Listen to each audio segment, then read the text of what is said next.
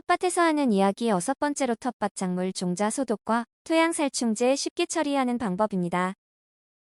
30여 년간 한국춘란과 화초들을 키우고 200여 평의 텃밭을 가꾸면서 얻은 여러가지 경험들을 공유하려고 만든 채널입니다.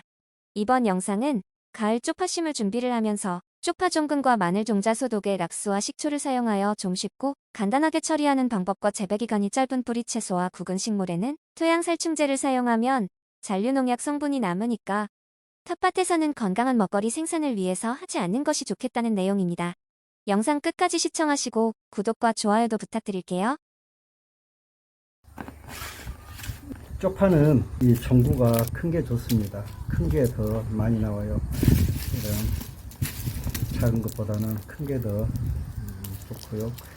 종구를 손질을 할 때는요, 뿌리를 잘 제거를 해줍니다. 제거를 해주시고 양파 종구 위에 싹 나는 것을 3분의 1 정도 이렇게 잘라주는데요. 이 쪽파 종구 소독에 대해서 말씀드릴까요? 이거 소독을 하는데요. 소독해서 심는데, 사실 우리가 쪽파를 심으면은 가장 골칫거리고 고자리팔입니다. 뿌리 응애 이런 거 있다는데요. 저는 뭐 그런 건 아직까지 피해를 본 적은 없고, 고자리팔이 피해를 내봤거든요. 연작을 한 곳에 고자리 피해가 보는데요. 10월 말경하고 아마 3월 하순, 4월 초순 이 무렵에 고자리팔이가 아주 기승을 부릴 것 같아요. 그래서 제가 보면은 봄하고 가을에 한 번씩 고자리팔이가 기승을 부리는데, 토양살충제도 넣지만은 이 마늘도 소독을 하자 하잖아요.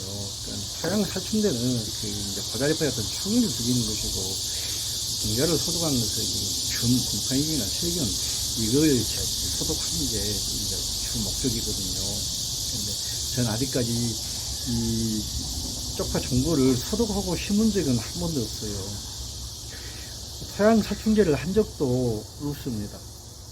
근데 고자리팔이 피해를 한 2-3년 한 2번 본 뒤로부터는 많이는 안 보는데요.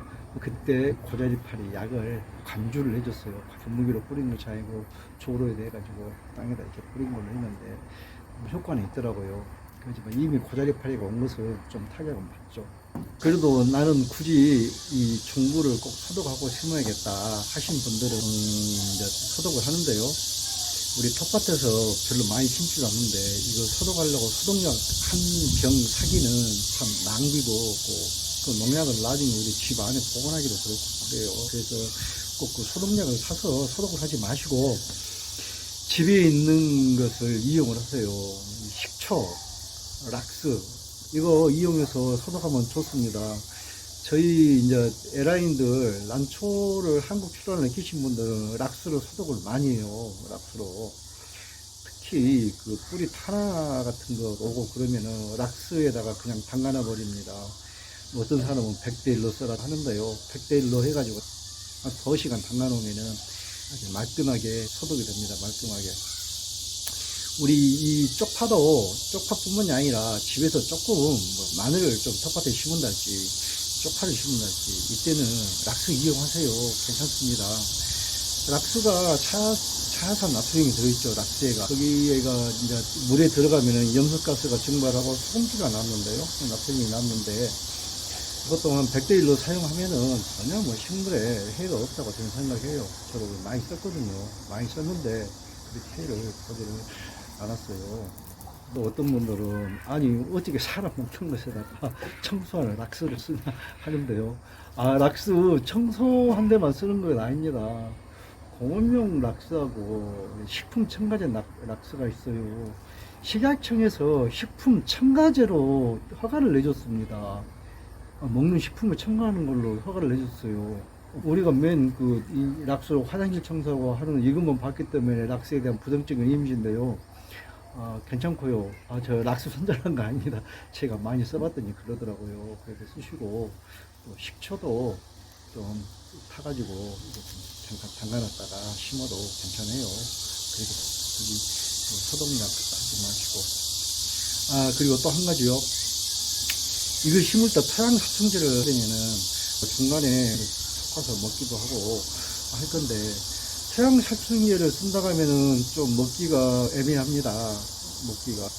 사서 먹는 거야. 뭐 삼겹 먹는 거 사서 먹지만은 본인이 심은 것은 그래요.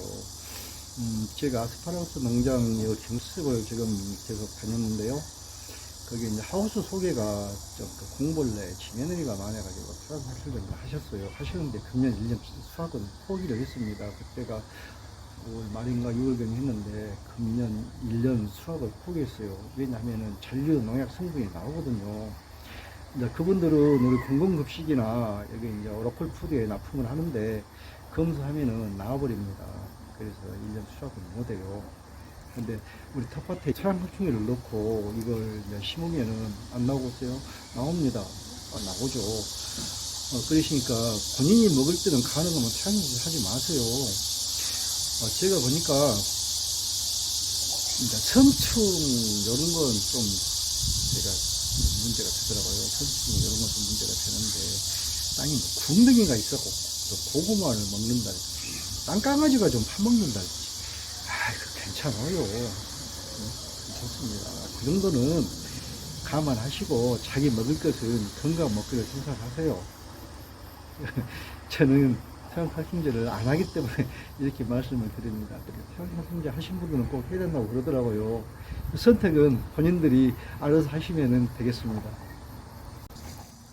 잎이나 열매에 작물 보호제를 하면 햇빛에 분해되고 공기 중으로 날아가고 요즘에는 저독성 농약이 많은데요. 토양살충제는 분해되는 반감기가 좀 더 오래 갈 것 같아요. 아스파라거스 농장에서 사용하고 잔류농약템 시 여름 수확부터 포기를 했는데요. 텃밭에서 자가소비용으로 키우는 재배기간이 짧은 뿌리 채소와 굵은 작물에는 사용하지 마시고 건강한 먹거리를 생산하세요. 다음 텃밭에서 하는 이야기 7번째는 비닐피복을 하는 것이 좋은지, 어떤 도움이 되는지와 흰색이 좋은지 검정색이 좋은지 등등에 대한 이야기입니다. 영상 도움이 되셨어요? 구독과 좋아요 부탁드릴게요. 끝까지 시청해주셔서 감사합니다.